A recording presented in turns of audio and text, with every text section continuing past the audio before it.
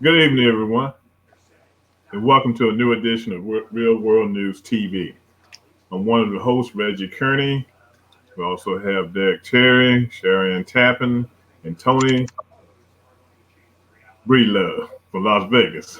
Hey, Don't how go you any guys further. doing tonight? How you guys doing tonight? Given everything that's going on this past weekend, before we get started with the show and what the show's topic is all about tonight, we need to take a moment to just have a moment of silence for the people that lost loved ones and those who are going on uh, through the events that took place in El Paso, Texas this past weekend and Dayton, Ohio this weekend.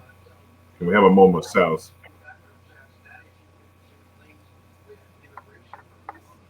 Thank you, thank you, thank you, guys.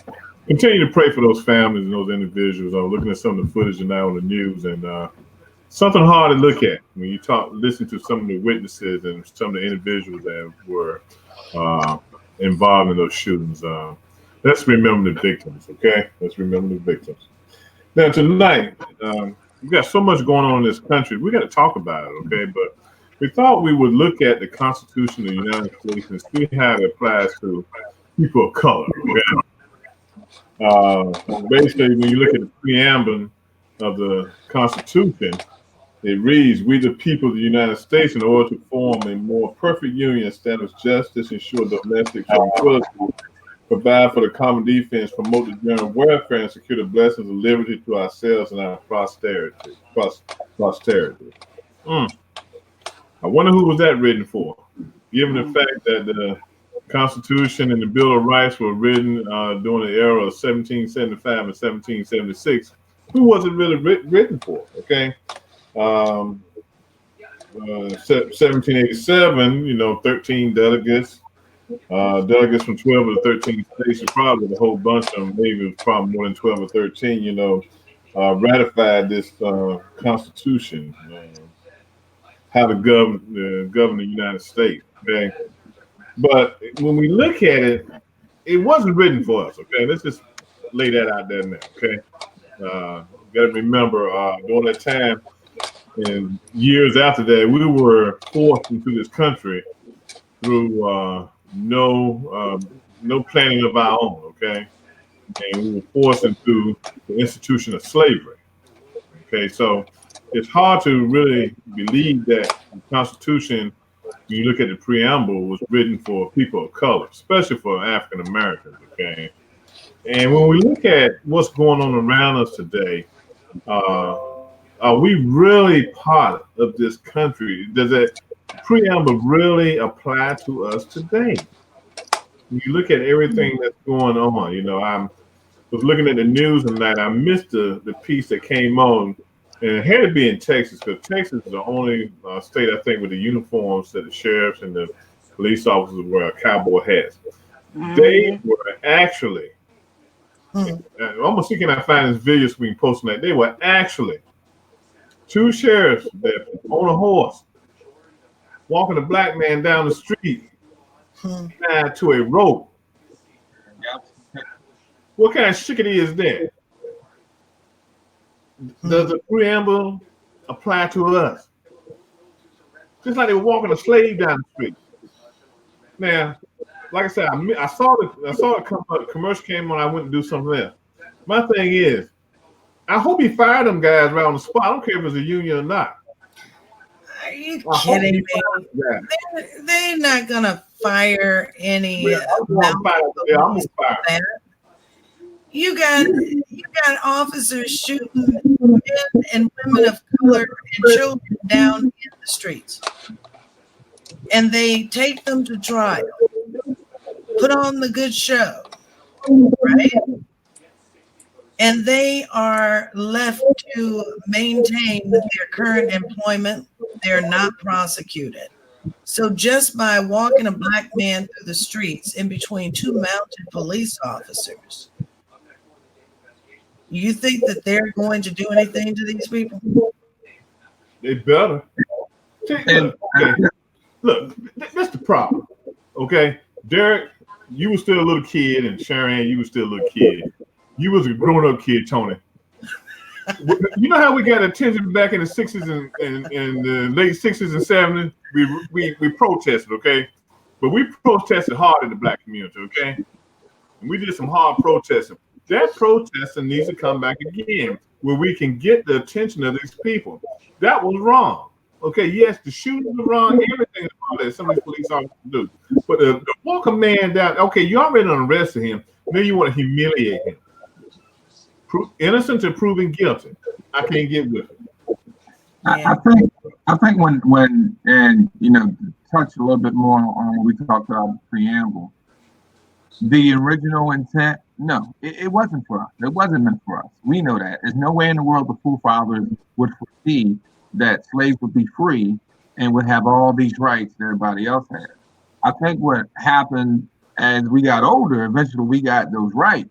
And when we talk about protest, you look at someone who is getting all their rights. A lot of times, those people don't see the need to protest. Well, I'm getting my 40 acres and a mule. I'm able to get my job. What do I need to protest for? And then you have, people like us who say, well, you know what? Just because my constitutional rights are not being violated doesn't mean that I can't speak up and protest for those that their constitutional rights are being violated. So when we look at, does it apply to us? As of now, yes, it does. The question is, you have people that are not allowing it to apply, and for those people that denies those constitutional rights, fortunate for us, we have attorneys. We have the legal system. Is it perfect? No.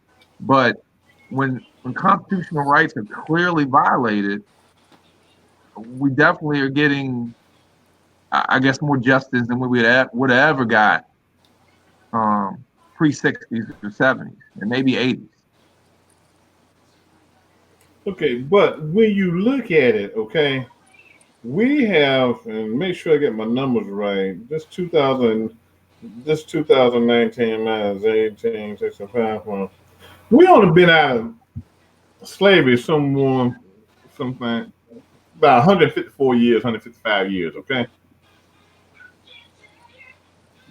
I know people that done grow older, live to be in the hundreds. Mm-hmm. Okay, we haven't been out of the institution of slavery that long. Okay, so I think a lot of what you see going on now is like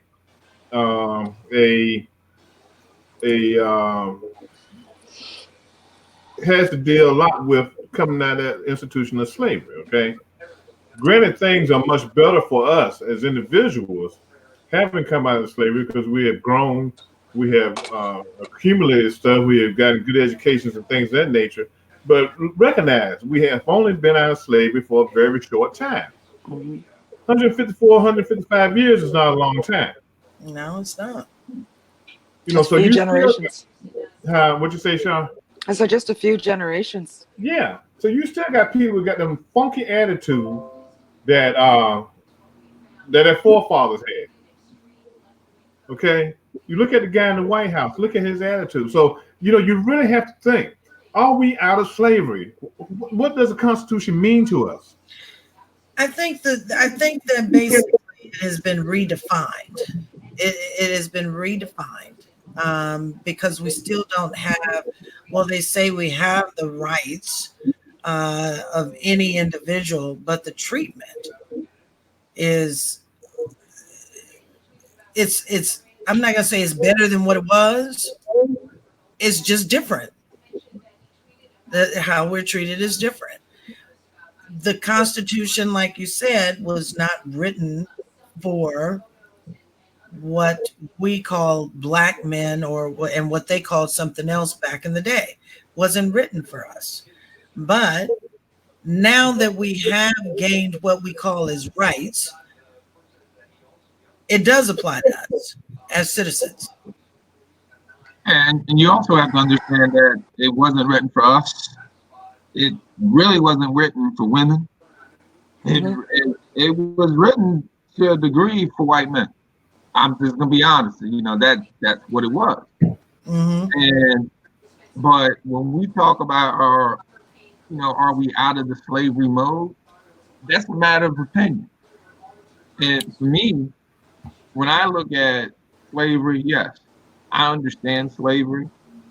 I haven't been a slave, but I refuse to have a slave mentality, Right. meaning that, I know generations that would rather die than to continue to be a slave. And when we look at the slave mentality, we're talking about, are you willing to accept what is told to you, knowing that it's wrong, or are you going to fight for what's right? And I think, if we get a lot more people to fight for what's right, then worrying about whether or not we have our constitutional rights is a new point.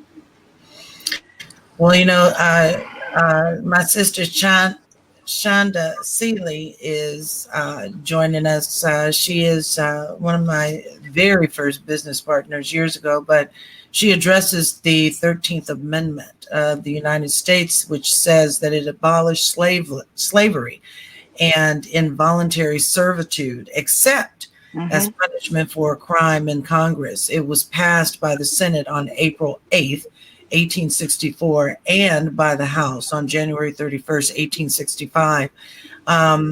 Now, from what I'm understanding, and I don't know, maybe Shonda, you can correct me if I'm wrong, but I believe it is every 10 to 15 years that amendment has to be re-ratified. Is it that one that I'm thinking, or is it a different amendment? I guess the vote might be the Voters' Right Act or something like that. I can't remember, but to me, the whole process of ratification is stupid. I'm saying that, why do something that you're constitutionally supposed to get anyways? That's just me. Yeah. But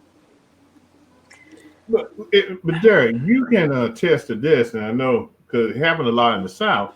The 13th Amendment was enforced in the South when I was growing up, because they used prison labor to clean the highways, to cut the weeds down. It was Jim Crow.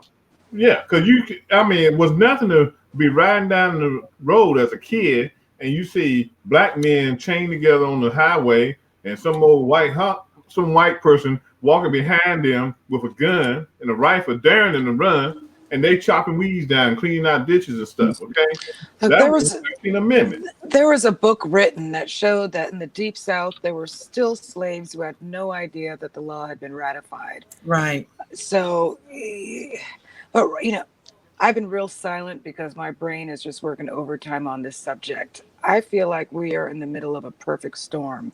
You have the Confederates who lost, but then infiltrated the North, infiltrated government, have been working on a long, slow con for a number of generations. You've got a commander in con who doesn't know a damn thing about government or the Constitution. You have a Department of Justice that's run by Barr that is willing to bend over backwards, deliverance style, to do whatever Trump wants, regardless of what precedent has been set at the past. The same DOJ has made it clear that they support police officers 100%, whether right or wrong, and they're not holding them accountable for excessive use of force or murdering people on the street like a bunch of Judge Dreads. And then what really freaked me out this week was after the horrific incidents of multiple mass shootings, Trump said during one of his speeches that he may propose allowing municipalities to take guns away from people who may commit crimes, who may be identified as a danger to themselves or others. Now, putting aside for the fact that he defunded massive programs that were set in place to help people with mental issues, putting aside the fact that he and his administration don't support sensible gun legislation or background checks, not even telling people they can't have their guns, but background checks that would identify these people with mental issues who may be a danger to themselves or others, it forced me to question, what's this arbitrary force that's going to identify people who you consider to be mentally unstable, and how, taking away their guns and then forcibly what did he say? Involuntary, imprisonment or solid, confinement for people that they consider to be mentally ill. And my first thought was, this is phase 3 of the fascist regime. So he's going to start picking up dissenters, taking guns away from people who are dissenters, making it more difficult for people of color to have guns if they're so inclined, or come up with reasons to take them away. I find this deeply concerning. Yeah. Well, this is I know me and my wife, we had I guess an interesting conversation a couple days ago where we knew that the excuse to the scapegoat was going to be mental illness. Mm-hmm.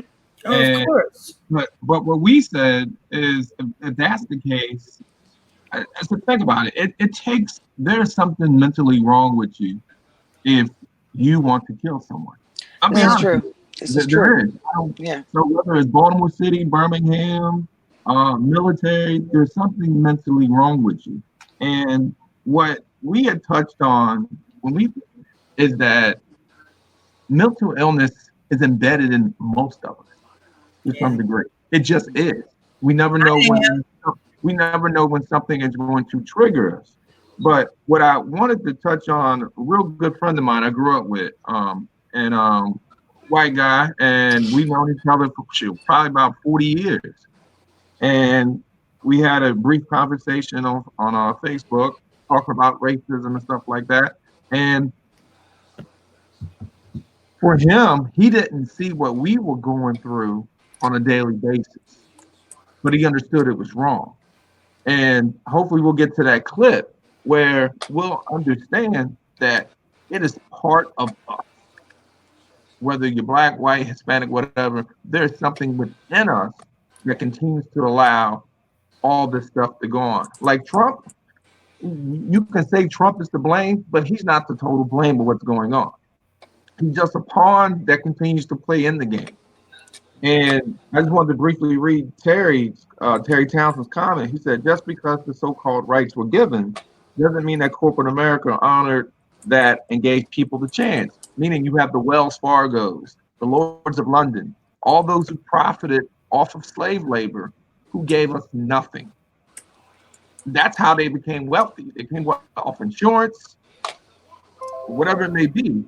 And if you look at it, they haven't redistributed that wealth off the blood and the sweat and tears of slave labor. So, whenever Tony gets to that particular video with Gall, I believe his last name is Gall. Yep. Eddie Gall. We can maybe this will give people an insight of it's bigger than one person. Yeah. It's a cultural thing that's been embedded in for years. Mm-hmm. That's been passed on from generation to generation to generation. But this is the first time in generations you've had somebody as despicable as Trump in the White House to lend an air of permissibility to all of these people who, for the last several years or last couple of generations, there's been a thin veil of civility. Well, I would say the modern era. I would say that because Wilson was very blunt. Jackson was very blunt. Well, yeah, modern era. Nixon was blunt until he was blunt, but then he wasn't. But then you might as well say he was blunt once all the recordings came out. Mm-hmm. So, well, what year was that? How long ago was that? 19. When Nixon? Probably, I'm 40, 47. So, it's on my age. 47. I was born in 71, so I guess around 71. It just seems that he's been a catalyst for these folks. All this sleeper cells working in police departments, hospitals, schools, any type of service industry are coming out from under every rock and acting out their deepest fantasy. There was a video just this afternoon of the child of some wealthy family, I don't know what state he was in, videotaping himself shooting a black box of Nikes or something in the forest saying, I hate the N-word and this is what I'm going to do to them all. And he was arrested, thankfully. But, it just surprises me that we have this new generation that's as virile and filled with hate as if they had been born in 1920. Mhm. Well, that's because they feel like the Constitution only applies to them. Okay, and they feel like they got all the rights under the Second Amendment to do whatever they want to do with guns. But I advocate starting a gun club. Okay, now if I go out here and start a gun club, they probably would try to shut us down right away if it was a group of black men starting a gun club. If we were going out in the woods and starting a militia army and going out in the woods on Saturday and having a good time shooting our rifles, they'll probably arrest us, try to find us trespassing on somebody's land. Well, that is If you make it out of there. Yeah. So again, it's all about the Constitution. Do we have rights to do what we want to do to protect ourselves and to move along in this country? We have the rights. Who's going to enforce them? We have the rights. Yes, we have the rights, but we don't have the support to enforce them and protect them. Right. And I think the other thing is that we do have the rights. What happens is when other people see that we're using those, like when you look at when Reagan was governor, Black Panthers exercised their constitutional rights to bear arms. They did. You saw what happened there, right? Yeah, oh yeah. They changed the gun laws. They changed the gun laws. And my thing, the right to bear arms is like anything, just to protect yourself. But initially, it was because we didn't have a militia or militia in place. So that's just one amendment out of many. So let every black man go out tonight or over the next couple of weeks and buy AK-47. They will ban assault rifles. We should ban them anyways. You're right about that, but I tell you, it will be a ban on the next day if over 50% of the black men in this country went out and purchased one. I bet you there are a high number of those stores that won't even sell them. Oh, they'll try to figure out something wrong with you, not to sell them to you. Mm-hmm. Yeah, I think you can get in Virginia. Virginia wouldn't care. Them guys in Virginia sell guns to a squirrel. The squirrel got a license, identification. So, Derek, you ready to get to your video? Yes. So this video, and I saw it earlier today. It really, to me, hits right on the mark when we talk about the topic, Un-American America.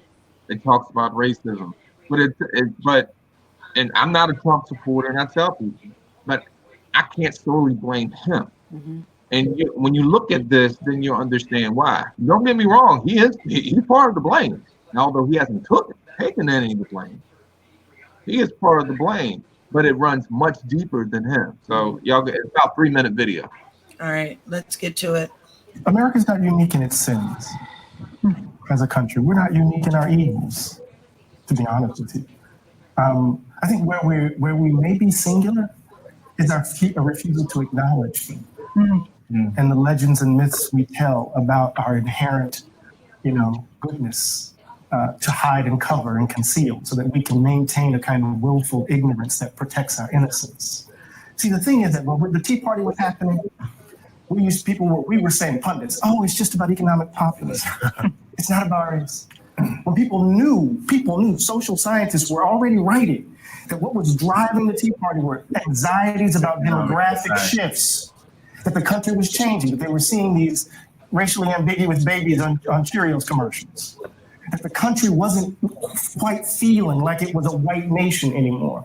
And people were screaming from the top of their lungs, this is not just simply economic populism. This is the ugly underbelly of the country. See, the thing is this, and I'll say this, and I'll take the hit on it. There are communities that have had the brunt of America white Americans confronting the danger of their innocence. And it happens every generation. So somehow we have to kind of, oh my God, is this who we are? And just again, here's another generation of babies. Think about it, a 2-year-old had his bones by 2 parents to shield him from being killed. A woman who had been married to this man as long as I've been on the planet almost, lost her husband. We know it is country been playing politics by two parents on this hatred. We know this. It's easy for us to place it all on Donald Trump's shoulders. It's easy for us to place Pittsburgh on his shoulders. It's easy for me to place Charlottesville on his shoulders. It's easy for us to place El Paso on his shoulders. This is us. And if we're going to get past this, we can't blame it on him. He's a manifestation of the ugliness that's in us. I've had the privilege of growing up in a tradition that didn't believe in the myths and the legends. We had to bear the brunt of it. Either we're going to change the whole, or we're going to do this again and again. And babies are going to have to grow up without mothers and fathers, uncles and aunts, friends, while we're trying to convince white folk to leave behind a history that will maybe embrace a history that might set them free from being white. Finally. What else? Lord help us. Hey there, I'm Chris Hayes from MSNBC. Thanks for watching on YouTube. So, there was something that really stood out to me, and he said the innocent, meaning that racism is something that is you're not born a racist. It's learned behavior. And I was fortunate, my friend Terry, who lived in the same neighborhood as me, we really didn't experience it. And the reason I say that is because the community in which we lived in, don't get me, everyone has prejudice. Everyone has a prejudice. But we just didn't experience it because we just didn't. And it's not to say that it didn't happen in other communities, but that is, and I told him I wouldn't trade my experience in Edgewood for anything because it was unacceptable. It was just clearly unacceptable to hate someone clearly based on the color of their skin. And I just wish people could embrace that. Embrace it. And I think that's part of the problem. It's difficult for some people to embrace it. I wrote something once. I said it's difficult to build a bridge when both sides are burning.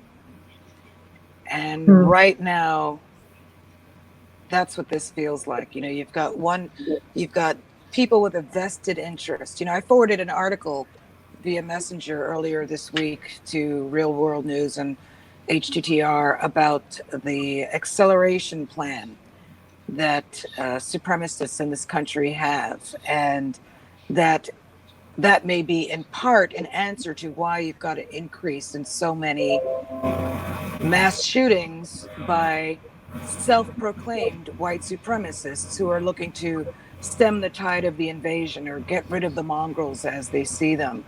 So you've got, people fanning this hatred on one side of the bridge. You've got people of color merely trying to survive on the other side of the bridge. Some of them getting ready to get the matches out and burn things like Reggie here. It's hard to find that middle ground in the middle of the bridge in the heightened emotional and psychological state that these communities are in right now. And then on top of that, you add the influx of the complete and utter devastation of our democracy and the intent behind our Constitution by this current administration. Just takes me back to that perfect storm comment I made earlier. Yeah. But Derek, going back to what you were talking about, you came along at a time when everything, I think, race relations were sort of in the middle of the road. I came about at a time and grew up in a town where you had black people on one side of town and white people on the other side of town. My interaction with white people didn't come until 1968 when the schools in North Carolina were forced to integrate through busing, okay? When they tried to get rid of segregation in the school system. So I think we all, depending on our age, have seen a different how this country has evolved, has seen it from different eyes and everything, okay? So kudos to the fact that you came along at a time when, race relations were getting somewhat, and I say somewhat, timid with and with the changing times. But I came with a time where we were forced to have to deal with white people. Man, I was coming along. There was only one swimming pool in town, and that was the white swimming pool. And we couldn't, as blacks, couldn't even go to the swimming pool. They would have had us, probably hung us if we had tried to get into the swimming pool. So my filter and your filter are two different filters. I still see what we went through in the 60s trying to seep back into the 2019 in the 21st century, which it shouldn't be.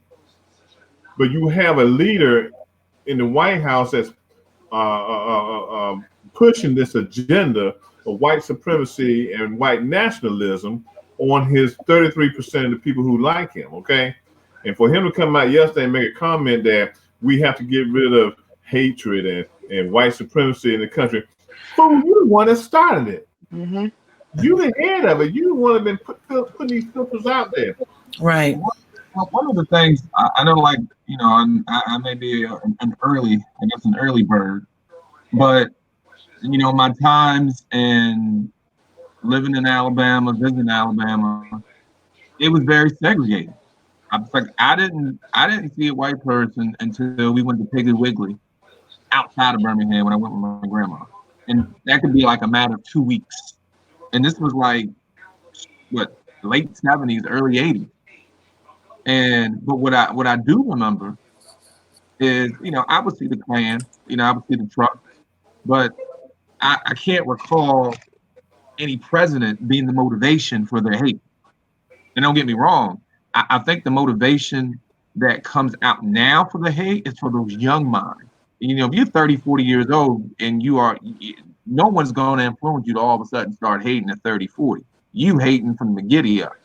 But when you have those young, vulnerable minds, 19, 18, whatever, those are the ones, for me, that bring about the most concern, because they can't get brainwashed.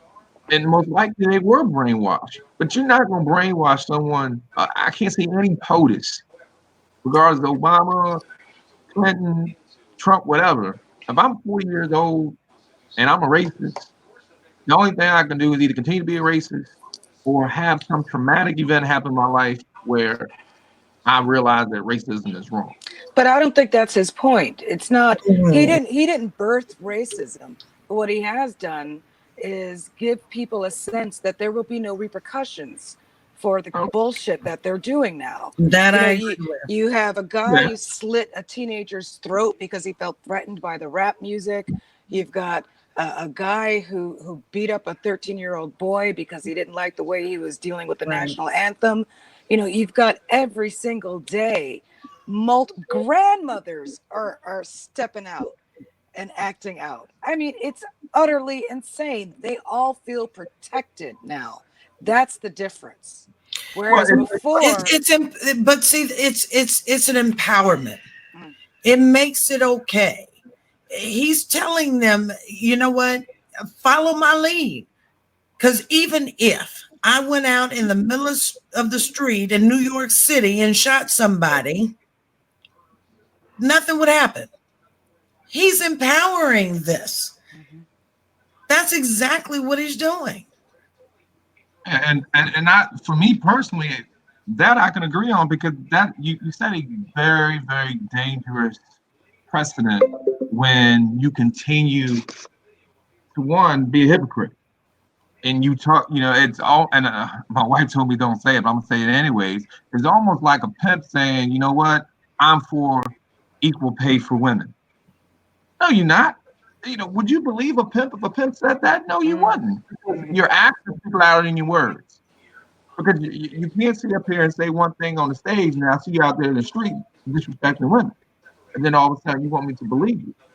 So I think regardless of what leadership position you're in, and I said it before, the young minds are the most vulnerable, and they're looking up to you. So words have consequences. And when people don't say the right thing, you can have unfortunately, what happened in Dayton, what happened in El Paso, what happened in Columbine, somebody said something or somebody watched something that affected what they did. And what happened in Las Vegas. So it's, I think Reggie said it like earlier this week. I'm just like mentally exhausted. Mm-hmm. And we never got a real explanation for what happened in Vegas either. That just petered out. I think that might have truly been mental illness in Vegas. Well, his thing was, it was. They say it's attributed to mental illness, but it always is, and they left that alone. Yeah, they never went any further with it. I just found it highly suspect that came up right when he was having his issues with the hurricane in Puerto Rico. To me, that seemed like a wag the dog, red balled. That seemed, I don't know. There was something about that seemed staged. I don't believe in false flags too often, but the timing of that it just distracted the national discussion from mistreatment of fellow Americans. But see, my thing is, if we're going to use mental illness as the sole reason, is why, and I only hear it for the most part when anybody non-Black, non-Hispanic, non-Muslim kills somebody, then it's a mental illness. I was like, so when you have a kid who's 15 years old, who all of a sudden shoots up somebody, you don't think, is that normal behavior for a 15-year-old? No. Something happened to get that kid that way. You can't say, well, he wanted to be in a gang. I say, okay, maybe lack of a father was traumatized him and he had to be a man. He could be depressed. I don't know what's going on. I'm not making up excuses. What I'm saying is, if you're going to blame mental illness for someone going out there and shooting innocent people, your own sister as well, then you have to say the same thing for these people that are shooting up our people, shooting up one another in inner cities, and treated accordingly. Yeah. Just like we said it last week, like opiates. Oh, it's a health crisis. Growing up in the Baltimore area, crack, heroin, weed, all that stuff. Oh, they were druggies. There's no health crisis. It wasn't a health crisis until guess who started dying or ODing. That's when it became a health crisis. So anything that's dealing with the urban city is always a negative stigma. When it goes outside the urban area, you want to come up with excuses. Well, it's interesting that people of color, we could be 9 years old and considered adult for a crime. As a 9-year-old, in our undeveloped brains as a 9-year-old, we were adults when we made the decision to cross that line and murder or join a gang or steal something. You get manhandled, beat up, beat to a pulp on the street in full view of the public. But a non-person of color, regardless of age, there's this tendency to infantilize them and treat them as young and innocent, and they didn't know any better. And like you say, I do agree. If somebody decides that murder is their solution, and I'm not talking about legitimate self-defense, then yes, there is clearly something not right in the head in that individual. But at the same time, even though something may be broken in them, they know it's wrong. They know that there are laws against it. So either treat everybody equally, like they all have a mental illness, or treat it like the crime that it is. Yeah, because as I was explaining to one of my friends, I said, do you know what it's like? And I don't, but do you know what it's like every day to walk down the street and you hear gunshots and you have to duck? And then you happen to see your friend dead, see another person dead every day or a majority of your life. You don't think that's going to mentally do something to you? Yeah. But when we go back to what's happening here in America now, rhetoric is the fuel that drives everything, okay? Now, granted, some of these people who are committing these hate crimes might have a small mental illness, but I think the majority of it is listening to the leader MSNBC, I was listening to him on my way home today, did a montage of statements that he has made ever since he's been in office. And they have all fueled hatred. The key words that he's using, how he describes people of color. Why does he constantly go after African American women? Okay. Hmm. As You if want me to answer that? No, Maybe none will have him, so he feels some resentment towards yeah. that. It's like he treats them like they're still like he's a slave owner, okay, and they working in the kitchen for him, okay, and he's steadily going after people of color, going after Mexicans, after Hispanics, after Muslims, okay, Right. he's constantly going after them. So, like I said, he's got 33% of the population who really enjoys seeing this, and that 33% of the population is the part of the population that's very racist, that embraces racism, and as long as he is in the White House, they will continue to do what they want to do. When you have somebody like that, what's that? That guy, the Didi, the dumb dummy down in Louisiana, come out and say, "Hey, he's talking our kind of talk." This is what I Can I stop you? Can you hold that thought 1 minute? Just hang on, hold that thought. So I actually decided to what is this thing called on Facebook when you do the watch party?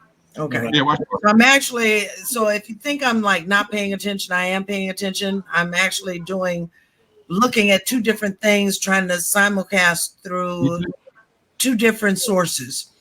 But I just want to kind of say hello to the people who are viewing us live on Facebook, but they're watching Real World News TV under this broadcast, but it is going live to them. So I do want to reach out and say hello to the folks that I've seen already, Mr. Seal, Mr. Larry Smith, also Mr. Duncan, Carl Duncan, also Mr. Joseph Munn, Angela, Lorenzo. I'm looking at all of them, and they are watching the show. So I just wanted to make sure that we gave them some love. Who else? Mary Mitchell, also Leslie Arnett, Bentley. So I just wanted to show them some love because they're not here under this Real World News page, so they're not actually commenting as we normally would see it. So I just wanted to make sure that I gave them some love and thanking them for supporting the network and the show. Wow. It's some really good comments that are coming through on the live feed from Facebook. But if you are watching through the Facebook Live, and if you are watching through the watch party, you can go over to the Real World News TV Facebook page here on Facebook, Real World News TV. And that way your comments can be seen in one place so that we can be all on one accord. All right. So do that. I'm sorry, Derek. I didn't mean to cut you off. Yes, I got a couple people I'm going to shout out to. I already said Terry. I got Tony. I got Tammy. I got my boy Vince. I got Taj, Elton, Lisa, Maria, Goodwin, Tracy. Man, okay. Christine, Sharon, Janice, Wayne, Nia, Harvey, Wade, Sam, my cousin Sean, Stanley, D, Shanita, Ann, Derek and Amy, Linda, Michelle, Adrian. But I got a lot of people on here. You got everybody in Birmingham. That's why I want to tell you this. I have a very diverse group of friends. I'll be honest with you. I feel like I'm one of the luckiest people in the world because my group of friends is so diverse.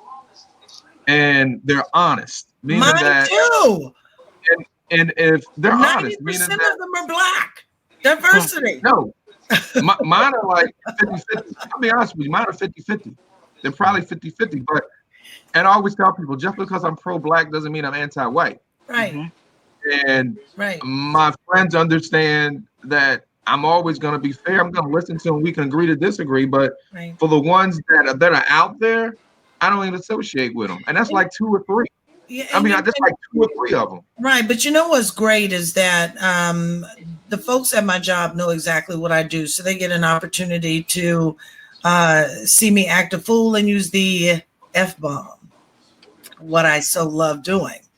But the great thing is that the diversity. And when they knew that I was going to be on tonight with you guys, and we were talking about, you know, the intricacies of the Constitution and how it affects us today as Blacks, as whites, you know, I've had the most support during this time period, just with telling them about tonight's show.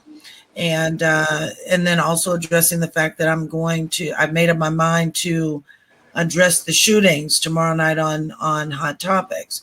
But a lot of support is going in on what we are doing as a network.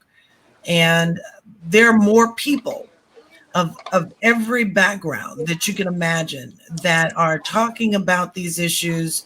And it's a good thing when we can open the door, open people's eyes to see that these things that people of color are facing, they are horrifying in a lot of ways.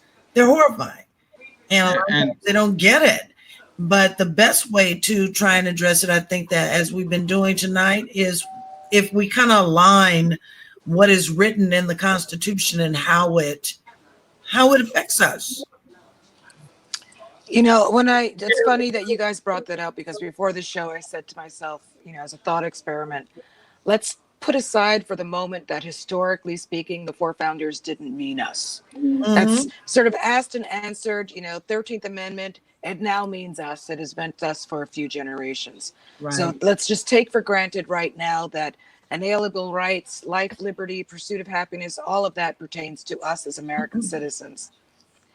What's happening right now with this administration is I posted it on your little snippet intro about the show, is it seems like a slow coup towards fascism. You've got a president who is against the First Amendment, but will call for it immediately if he gets called out on some bullshit that he says. Oops, did I say that? Yeah. You've got a DOG that does not really support the rule of law or the Constitution and precedents that have been set since it was written. It just seems as though every few months he does something to push the envelope, to see how malleable the Constitution is, how far he can push it, and how many supporters he has in the administration that will argue for that on his behalf. Right. So whether it's the, I always have a hard time saying that word, foreign emoluments. What is that word? I can't say it. Yeah. Emoluments clauses, you know, executive orders on things that really should be handled by Congress. You know, the scope of his pardon power and abilities. The people that are backing him in this administration are bending over backwards to allow him to slowly call into question the very foundation of our Constitution and our democracy. And I think that we are most certainly in a constitutional crisis. Yeah. I can't believe this has gone on. We're at the 3rd year mark yet. 3rd year. 2.5.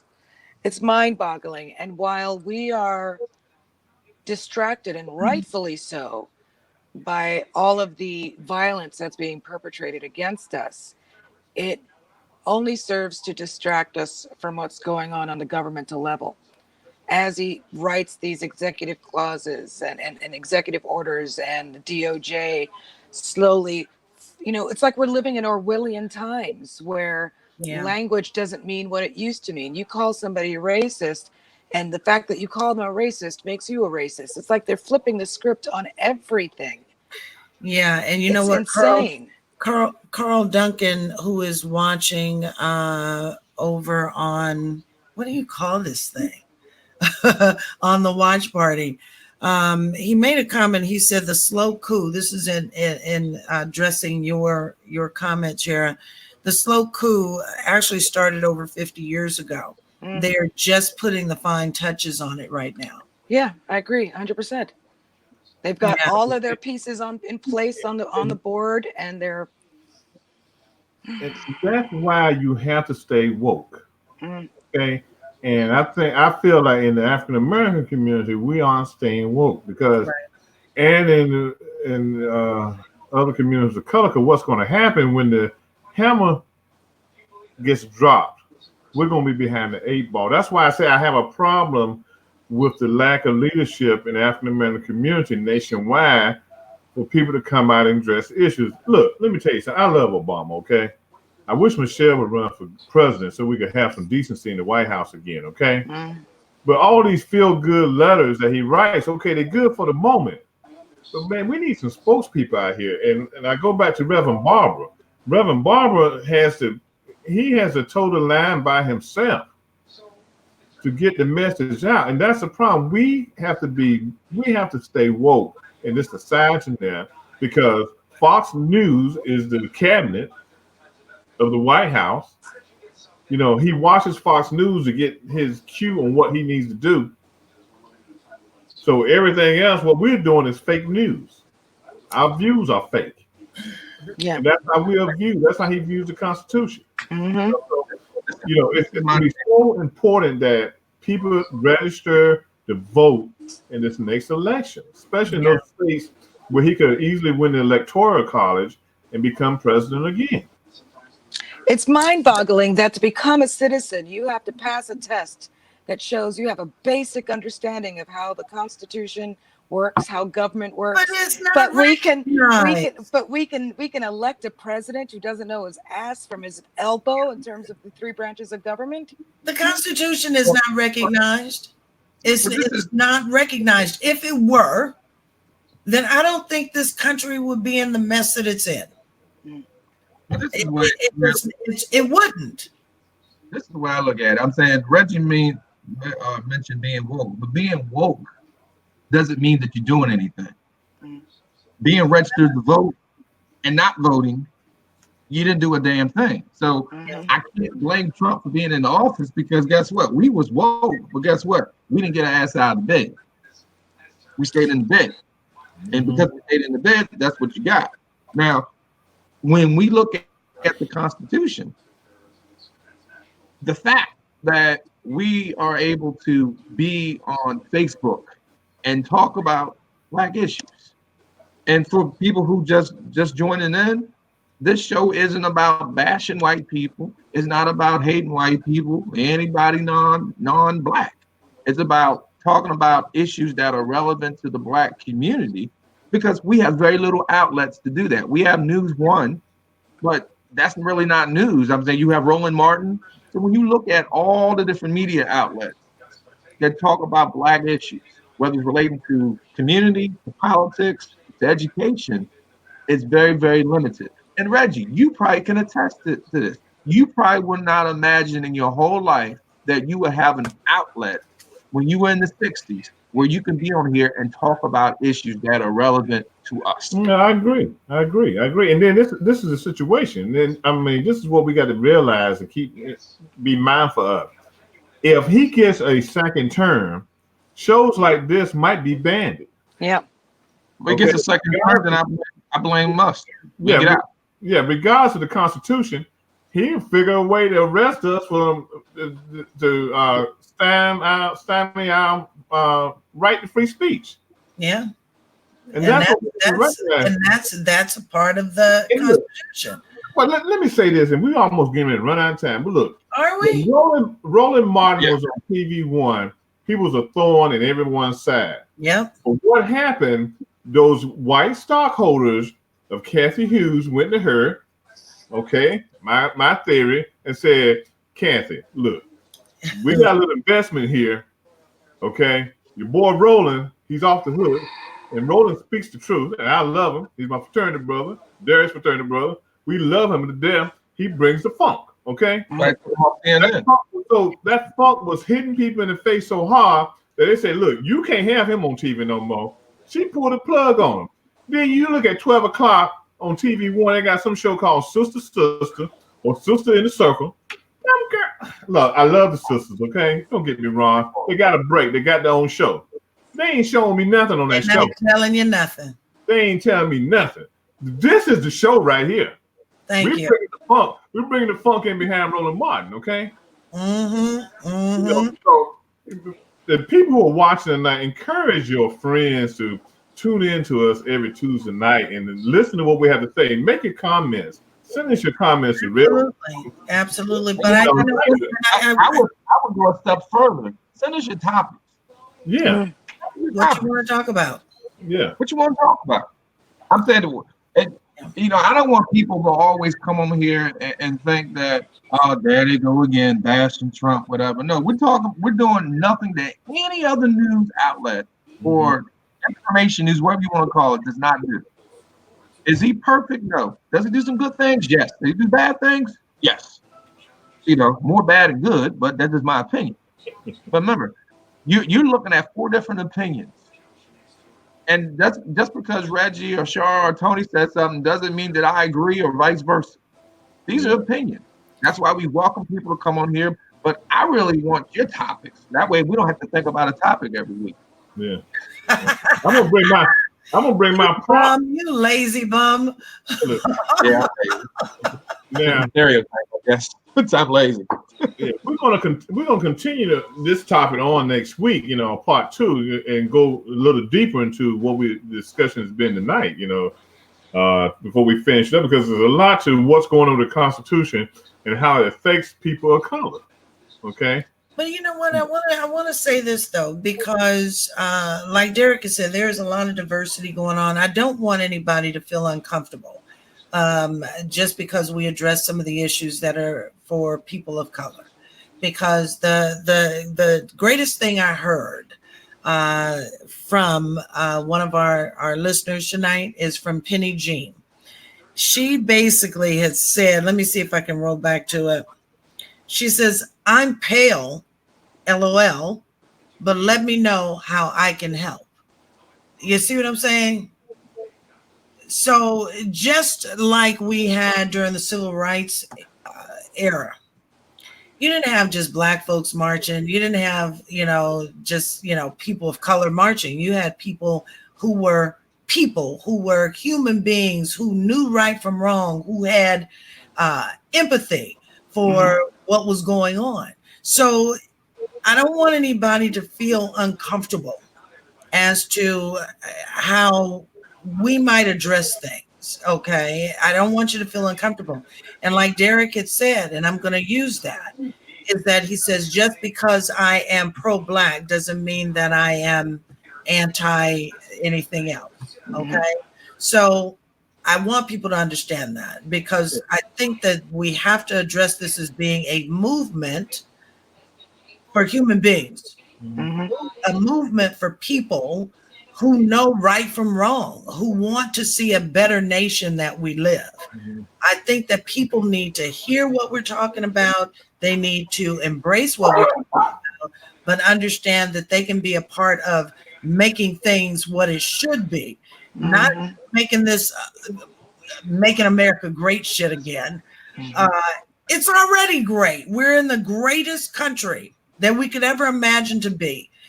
But if we don't get this shit handled with this racism and this white supremacy and all this stuff that puts people's lives at risk and taking out people, in groves at one time, we're headed for a destruction that we will not be able to fix. We just won't. So I want everybody to embrace this. Yeah, and I feel like we're standing on the right side of history. Okay, we're doing what we can do, honestly, to push for changes in this country. And I really have thought about. I'm gonna do some research on it. And this is my honest thinking. I was thinking about checking to see about staging a demonstration in DC sometimes next year. You're trying to get 1 million people to DC to protest. And because, like I always say, you look at other countries around us, you look at what's going on in Hong Kong now, and other countries, and I really look at Hong Kong, because every weekend they have a major protest to protest the problems, the issues they're having there. You look at some of the other countries like Puerto Rico, which is a Commonwealth of the United States, and look at what they did to push that governor out of office. Mm-hmm. We have to really go back to protesting and pushing an agenda that wakes up the sleepyheads in America and gets the attention of people in the White House that feel like they can rally their 33% to get things done. We have to have our listen and have our voices heard. While we can, because While we there's can. people in this administration that want to make protesting illegal. Yeah. Right. Or charge. Look, recently, last year, he wanted to charge an exorbitant fee for people to come to DC and protest, to use their First Amendment rights to protest. He wanted to charge that they should be charging them an exorbitant amount of money to do this. And you know, while we may focus on issues that are relevant to our community, I think what other people really need to understand, particularly in an administration like this, that is slowly chipping away at rights and liberties and, you know, interpretations of the Constitution that have been precedent for generations, is that giving rights to other people doesn't take anything away from you. Giving rights to the LGBT community, giving rights to immigrants, giving rights to people of color literally doesn't take anything from you. It doesn't. But taking rights from any of these groups does, because if you can do it to one, you can do it to all. Exactly. And it's just a matter of time. You I agree. militarize the police force and you sit back and let them beat people to a pulp in the street. You know, hey, it's not my people. I don't care. Well, once they've taken care of all of those people, who do you think is next? So this does affect everybody. It is not just our problem. It is America's problem. Yeah. And I agree. Justice for whom? That's what we're going to end with tonight. Justice for whom? That's a good topic, Lee, for part 2. Yeah, justice for whom? Okay. And we got to look at it, you know, because again, you know, technology brings stuff to us that we probably would have never seen or heard about it. Right. Now, granted, this young black man might have done something to, and I think it might have been in Alabama, or Mississippi, one of those states down there, might have done something to raise the hairs on the sheriff's deputies. Okay. I think they said that he was mentally ill. Yeah, but you beat him. You beat him like you beat, you know, like he's a punching bag. Oh, I thought you meant the guy tied to the horse. Yeah, that's disgusting. This guy's face is beat down and his bloody. And they claim they didn't do it. Yeah, We didn't do that. Yeah, okay. They said he resisted. They said what? They said he resisted arrest. But you don't beat nobody's face in for that. Yeah. It's always going to be because they may have resisted arrest. Yeah. But doesn't the law say that you can resist an unlawful arrest? You can. But you don't get your butt. You don't get your butt. Yeah. You know. So next week's topic, part 2, justice for whom? Send me that to remind me. You know, I'm an old lady, so okay, I'm the oldest one. I'm the oldest one on here. Okay. I'm second. Okay. I'm the elder statesman. Okay. Oh my gosh. Well, thank you guys for allowing me to take the lead on the topic for tonight, but also allowing me to sit in with you. I do enjoy you guys a lot. I do want to thank everybody who has tuned in tonight on Facebook Live under Real World News TV, as well as under the Watch Party.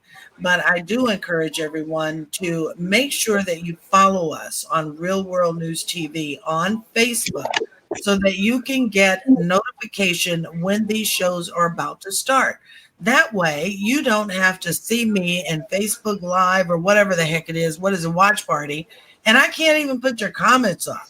I'm looking at 2 different things. So make sure that you follow Real World News TV right here on Facebook, okay? They do come on every Tuesday night at 5:30 p.m. Pacific, 7:30 Central, and 8:30 on the East Coast. These wonderful, smart, just intelligent, driven people Mr. Reggie Kearney, Miss Jerry Tappan, and Mr. Derek Terry. They're here for you to give you a voice. So take advantage of it. This is your platform. This is not our platform. This is your platform. If you missed any part of this broadcast, please make sure to just come on back here to Facebook under Real World News TV. You can click on the show and it'll replay for you. Also, visit our website at hottopicstalkradio.com. You can catch up on all of the past shows from beginning to now. And what else? Oh, and also we're on YouTube.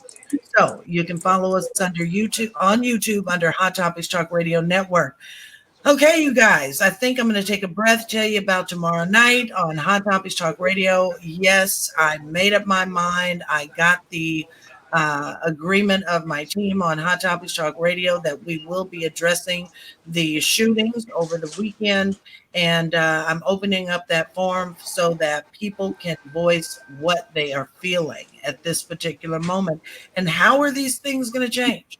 That is what we're talking about tomorrow night. Tomorrow night, Hot Topics Talk Radio starts at 8 o'clock p.m. Pacific, 10 o'clock Central, and 11 o'clock on the East Coast.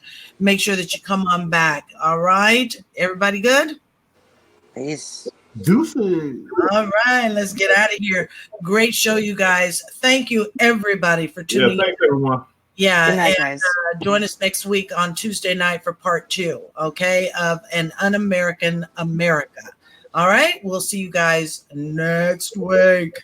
Real World News TV, we're out. Good night. Thanks. My man.